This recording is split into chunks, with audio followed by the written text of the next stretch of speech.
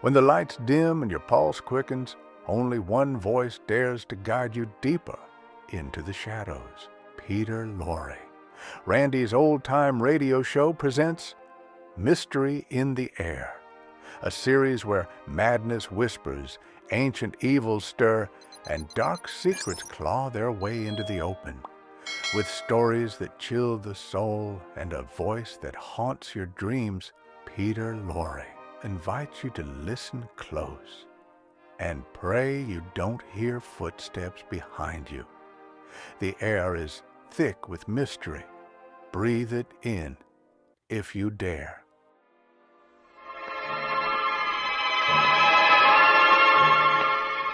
Mystery in the Air, starring Peter Lorre, presented by Camel Cigarettes.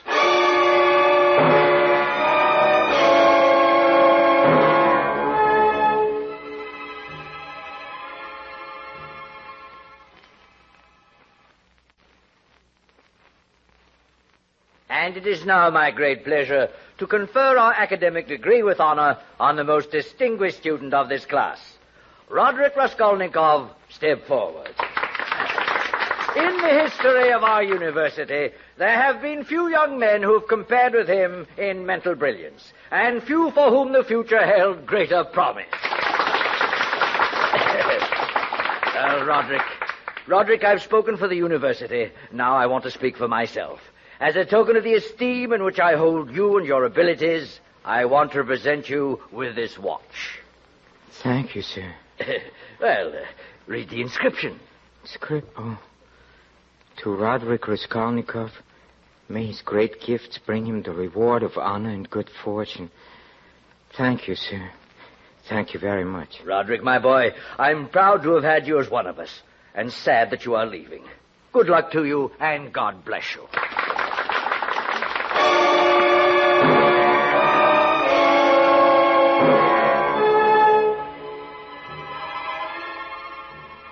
Again tonight, Camel Cigarettes bring you Peter Lorre in the excitement of the great stories of the strange and unusual, of dark and compelling masterpieces culled from the four corners of world literature. Tonight, Crime and Punishment, adapted from the motion picture starring Peter Lorre and based on the novel by Fyodor Dostoevsky. Mystery in the Air, starring Peter Lorre. Brought to you by Camel Cigarettes.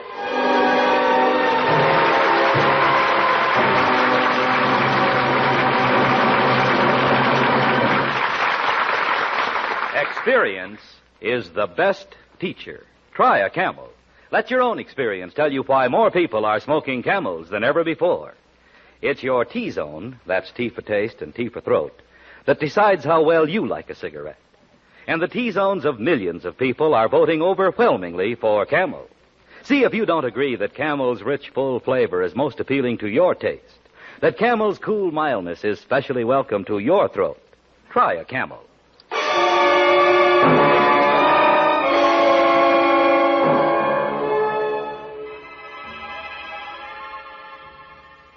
So I, Roderick Raskolnikov, went to the city to achieve honor and good fortune. But 1 year later, I had achieved neither. Oh, I had written one book, a book on crime, which I had to sell to a publisher for barely enough money to pay my first 6 months' rent. Oh, the reviews were very nice. Yes, one of them said, the subject is handled with such brilliance that one wonders whether it's the work of a genius or a great detective, or both. Genius or great detective. Can't eat reviews. All the time I was starving in a garret room. Come in. Oh, it's you, Mrs. Barnum. Yes, it's me. I haven't had a penny out of you in 6 months. I know. How much longer do you expect me to wait for my rent? Well, can you stand the strain another half hour? Oh, so you're going to pay me in half an hour? Yes. Just how are you going to raise the money? Oh, that's very simple.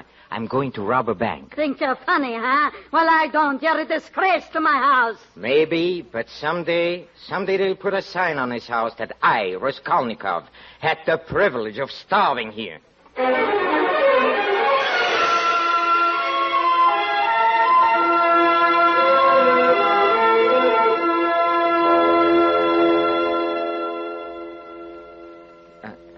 I beg your pardon.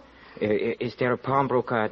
I think it's an old woman by the name of Leona. Does she live here? Yes, one more flight up. I'll show you. Yeah. I'm going there myself. Thank you very much. May I carry your package? No, I can manage. It's this door here. Just ring the bell. What do you want? Oh, it's you, Sonia. Come in. Who's this? One of your gentleman friends? No, I met him on the stairs. Well, what have you got this time? This Bible. And where did you steal this? I didn't steal it. It's been in our family a long time. What do you want for it? The cover's inlaid with mother of pearl. Stones are garnets. It's worth at least 100 rubles. I'll give you 6 rubles for it. But If you don't want it, leave it. What have you got, mister? I have a watch. I'll take the 6. Here you are. You said 6 rubles. You gave me 1. That's right, 6 rubles. Less 3 months' interest for your shawl and 2 months on the necklace and silver buckles. That makes 5 rubles. 5 from 6 is 1 ruble. Well, what are you waiting for? Want your Bible back? No. Well, come on. Get out. Get out. Common little gutter snipe. All right, mister. Let me see your watch. Here. To Roderick Raskolnikov. That's me. May his great gifts bring him the reward of honor and good fortune. It's inscribed. I can't give you as much. I want 50 rubles on it. I'll give you 10. All right, give me the 10. There you are.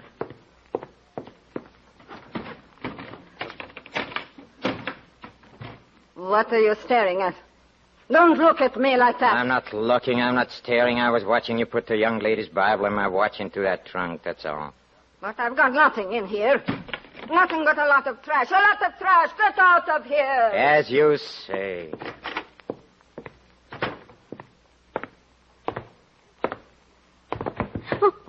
Forgive me. Oh, it's you, Miss Sonia. What are you looking for? My ruble dropped out of my hand when she pushed me out the door. Somebody ought to push her straight into the next world. What use is all that money to her? Is her miserly life worth 100 others like yours and mine? I'd like to take her by the throat. You shouldn't say things like that. That black beetle. Here's your ruble. I found it. You didn't find that. You took a ruble out of your pocket. I didn't know. I swear I didn't. Well, Thank you. I forgot there was still some kindness in the world. I forgot there was still some beauty in it.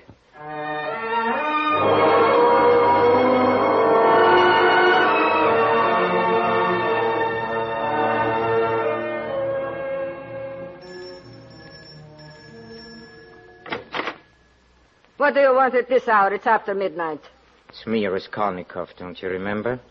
I've got a valuable vanity case this time. Fine hour this is to come around with your rubbish. But come in.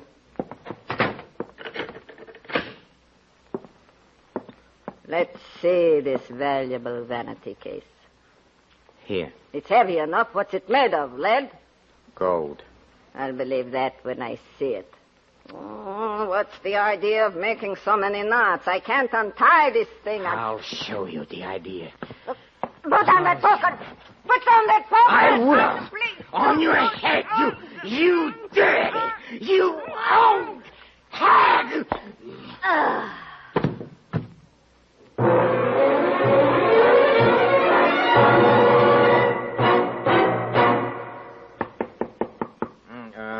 Come in. Good morning, Miss Possum. Fine day, don't you think? Very fine day, huh? I didn't come up here about the weather. Oh, no. It's about the money, yes. Well, I'll have it today. I promise I'll have it today. Not about the money either. No, about what? There's a policeman downstairs. Policeman? What is he? Here he is now. Ask him yourself. Are you the writer Raskolnikov? Yes. Well, come along with me. You're wanted at headquarters. There must be some mistake. Yes, there must be some mistake. I haven't done anything. What have I done? You'll find out when you get there. Come along.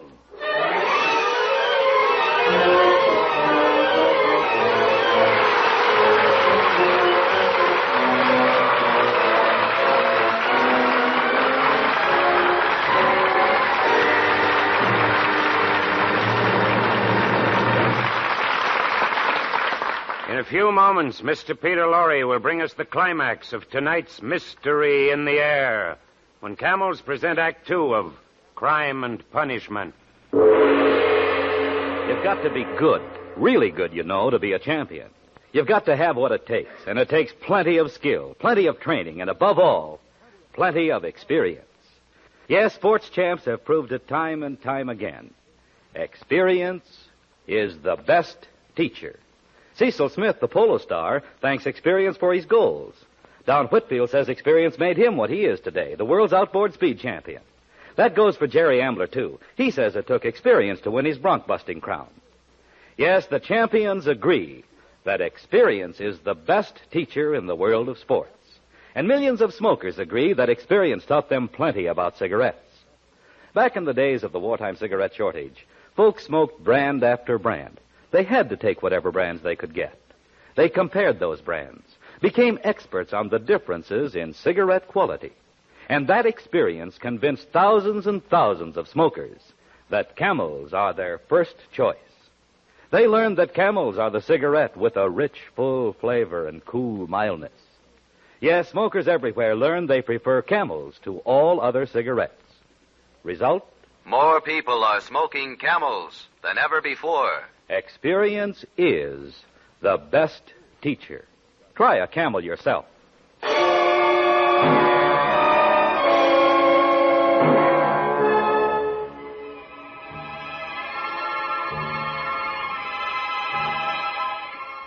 Roderick Raskolnikov, trembling with fear, now stands before the clerk in the police station. Raskolnikov. Let me see. Oh, yeah. You owe your landlady 30 rubles, and you refuse to vacate the premises. Is that why? Is that why I've been brought here? Yes. Are you going to pay, or must we throw you out? No. I'll pay.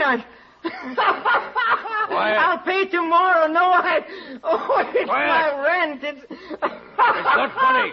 Quiet. No, it's the rent, you see. Quiet, I say. 30 rubles. That's why I've been brought here. Oh, it's wonderful. Stop that shouting! No, stop it! What's going on here? Who's that maniac? He's a writer named Raskolnikov. Huh? Oh, Raskolnikov. Just the man I want to see. Me? Why, sir? I'm Inspector Porfiry. Oh, Commissioner. I read your excellent book about the crime and criminals. Oh, you flatter me, sir. Oh, no, I really mean it. You know, I thought I knew something about the subject, but your book put me and my staff in the kindergarten class. I must talk to you. Come into my office. Thank you, sir. By the way, perhaps you'd like to help us on a new murder case. It'll give you a chance to see how the blundering police work. What, a murder case? An old pawnbroker was killed last night. Huh? A well-known character named Leona. Yes, I've heard of her. Oh? What do you know about her? Nothing. Nothing at all. Think you'll get him easily? Guilty man? Who knows? We may have him now. What do you mean? We brought a man in this morning, a house painter. He had been working in a flat under Leona's. Oh? Do you think he did it? Well, it doesn't really matter. He was found with a pair of earrings. He had blood on his hands. Oh, of course, he has an explanation for these things, but he'll do as a suspect just to keep our records clear. Records clear. You mean that... Of course. But come, let's discuss your book. Let's see if your theory can be applied to this case. My theory? What? Yes. You wrote that ordinary men must obey the law because they are ordinary. But extraordinary men have the right to transgress the law. No. Isn't that right? No, not exactly. What I said was that extraordinary men shouldn't be judged by ordinary standards. For example, take Napoleon. I doubt if Napoleon murdered the old pawnbroker. Oh. I'm glad my theories give you a chance to be witty. If your theory is right, it would make it a lot simpler for us policemen.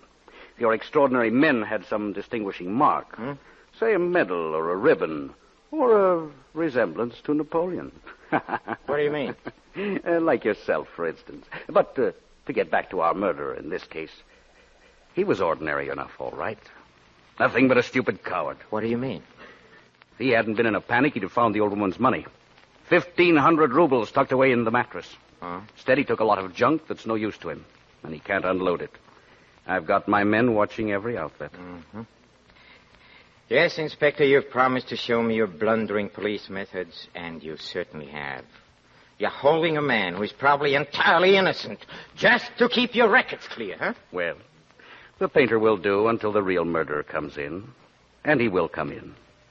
He'll give himself up through fear. Fear of the law or of God. Oh, yes? In the meantime, I'll just wait.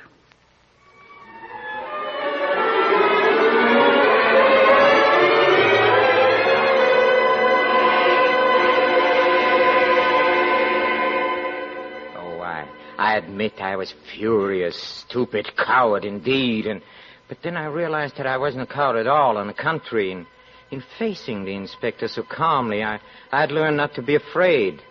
Still, I needed money, and now I didn't dare to sell any of the old woman's stuff. I determined to try my newfound courage on a publisher of my book. Sit down, Mr. Raskolnikov. I'm glad to see you. We had very nice response on your book. Oh, that's good. I've almost finished another one. Oh, is that so?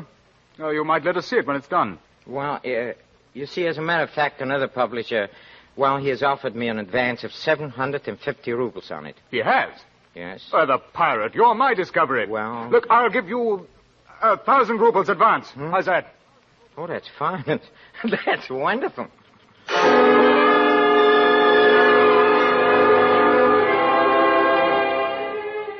Yes, it's wonderful. I took the money. I paid my landlady in full. I bought myself a whole new outfit of clothes. Oh, I was riding on top of the world. But then a disturbing thought occurred to me. Of course, the inspector hadn't suspected me for a moment, but undoubtedly he would find my name in the old pawnbroker's books. He might think it curious I hadn't mentioned it myself. I decided to go and see him again, voluntarily, yes, out of my own free will. That's what an innocent man would do, or would he? Well, anyway, I'm going.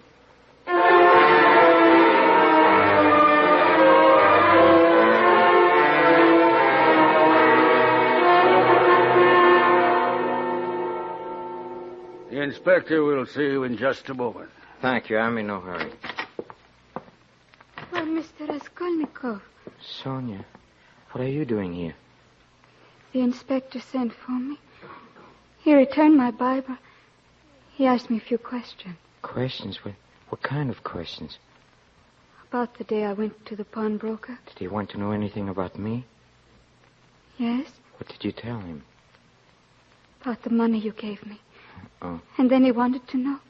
What? What did he want to know? Before I knew what had happened, he made me tell him what you said. What? That she deserved to die. Well, she did, The inspector will see you now, Mr. Raskolnikov. Sonia, I must see you later. Where do you live? Catherine Street. First house from the bridge, second floor. I'll be over as soon as I can. Wait for me. This way, sir. Thank you. Ah, Mr. Raskolnikov. I'm delighted to see you again. I've come to claim my watch. Your watch? Come on, let's not beat around the bush. I hated to part with it, but I need the money, so I took it to the old woman and... What old woman? Oh, you know, the pawnbroker, the one we were talking about.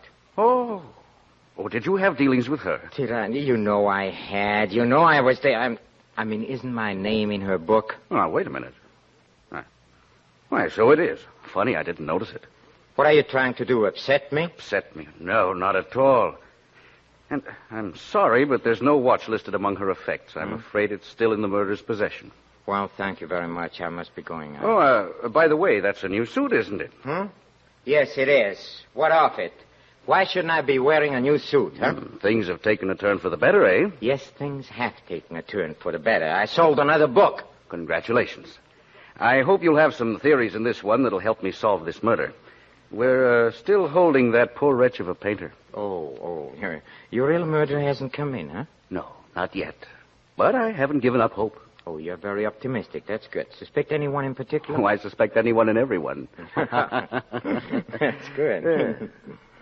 I'll admit now that for a time I even connected you with the murder. Me? Yes. You know how a policeman's mind functions. No, I don't. I began piecing things in a pattern. Your desperate poverty, the fact you almost fainted when I mentioned the murder the first time. Your talk of supermen being above the law. Oh, now I can see. You're going around town flashing all that money, which I didn't know until just now came from your publisher. You had me followed, huh? Well, a matter of routine. Yeah. Well, let me tell you something. If I were the guilty man, I'd be too smart to try to sell that junk. I'd have gone into the country and buried it under stone. You hear me? Yes, under a big, heavy stone. So? Come on, accuse me of murder if you like, but don't insult me by believing that I'd overlook 1,500 rubles in a mattress. Try your clumsy methods on half-wits, like that poor fool you're going to sacrifice, just to keep your records clear. But I'm not accusing you. I don't accuse a man I think is guilty if I have no proof. I just sit and wait. Yeah, you sit and wait. Stop playing this cat-and-mouse game with me. If you think you have a case against me, come on, arrest me or bring me to a trial. I'll show you how. Yes, I did. Inspector, this man just confessed. Yes, I confess. I'm guilty. I'm the murderer. Punish me. You're lying, you fool. You didn't kill her. I hit her over the head with a poker. I hate her. You idiot. You didn't even know about her until we arrested you. You didn't know anything about it until we beat it into you. Take him away, officer. He wants to go to Siberia that badly. I'm guilty, I tell you. I'm guilty. Get him out of here. Oh, what a triumph for your methods, Inspector. First you tried to make him confess, and now you tried to make him believe he's innocent. Doesn't your conscience ever bother you? No. Let the real murderer suffer from his conscience, and it'll trouble him. He's no Napoleon. No, he's not hard enough. He'll come in, and I'll be waiting for him. I'll be waiting. Good luck.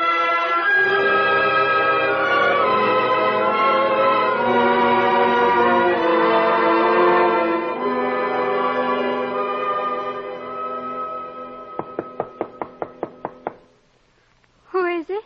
It's me. Oh, where have you been? No, I'm walking the streets. I don't know how long. I know it's late. I had to talk to you, Sonia.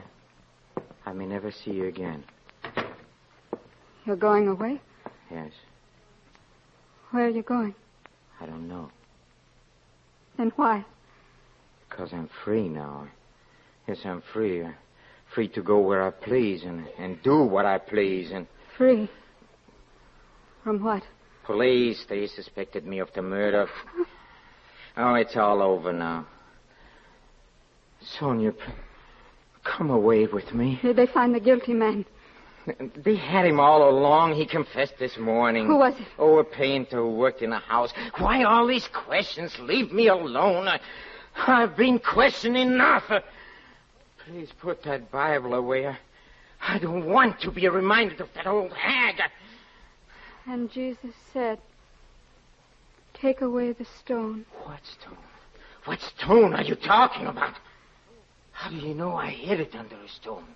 It's the stone under which Lazarus was buried. Then they took away the stone from the place where the dead man was. And Jesus lifted up his eyes and said, Father, thou hast heard me. And when he had thus spoken, he cried in a loud voice, Lazarus, come forth. And he that was dead came forth. Sonia. Sonia! You should kneel to me. Have mercy on me, Sonia. I killed that old woman. Yes, I killed her. Why did you do it? I was mad. What shall I do now? I don't know what to tell you. Because you have no faith. What if I did have faith? Then I would tell you to confess. Huh? Atone for what you've done. Confess to the police? How else can you save the one who's being punished in your place? Confess and go to Siberia and rot in prison, Sonia? How can you ask me to do that? Because I love you.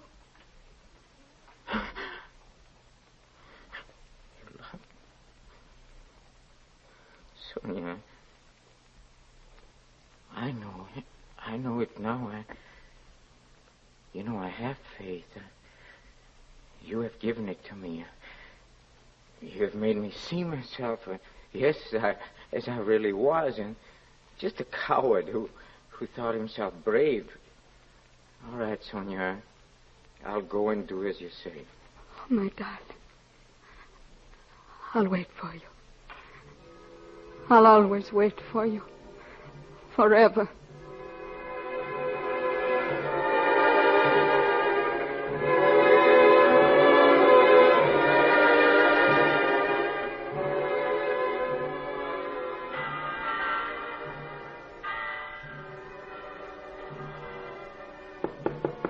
Come in.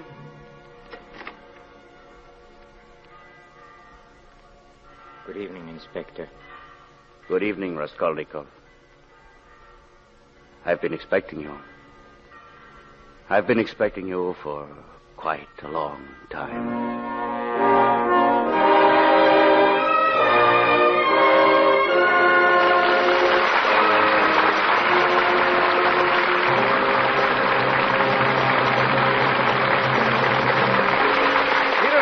Back in just a moment for Camel Cigarettes.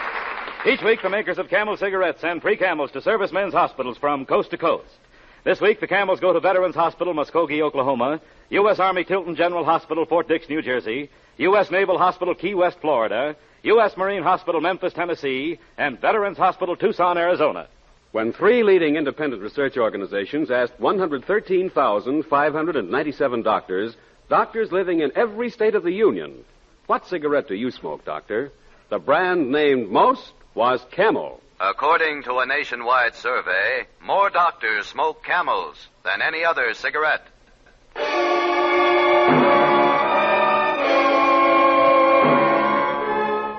And now, here is Peter Lorre for a final word.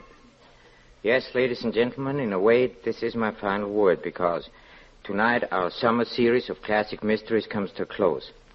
I feel deeply grateful for your response to our efforts. Also, at this time, I'd like to thank our sponsor, makers of Camel cigarettes, for giving me the opportunity. And I certainly feel compelled to express my deep appreciation for all those men who have worked with me, especially our director, Mr. Cal Coon. Next Thursday night, Camel's Bob Hawk Show, one of America's favorite quiz shows, will be heard over these same NBC stations. They tell me Mr. Hawk doesn't murder anybody. Oh, he just quizzes them. Well, to each his own. Good night.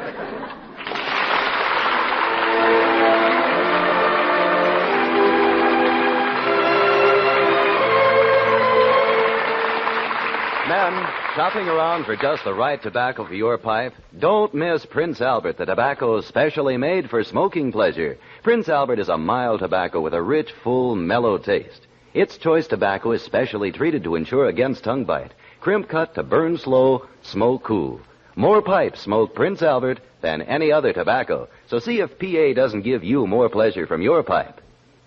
If your community did not observe daylight saving time this summer, listen in for the Camel Show 1 hour later next week when the Bob Hawk Show will be heard at this time over these same NBC stations. Crime and Punishment has been adapted from the screenplay Crime and Punishment by arrangement with Columbia Pictures, producers of the Technicolor musical Down to Earth.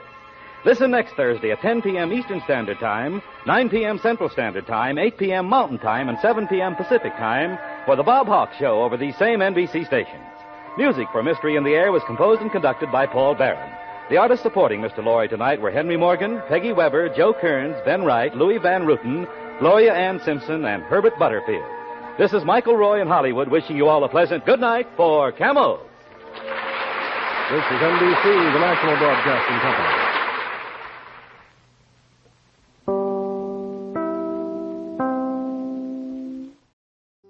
Well, folks, That's all for tonight's broadcast here on Randy's Old Time Radio Shows.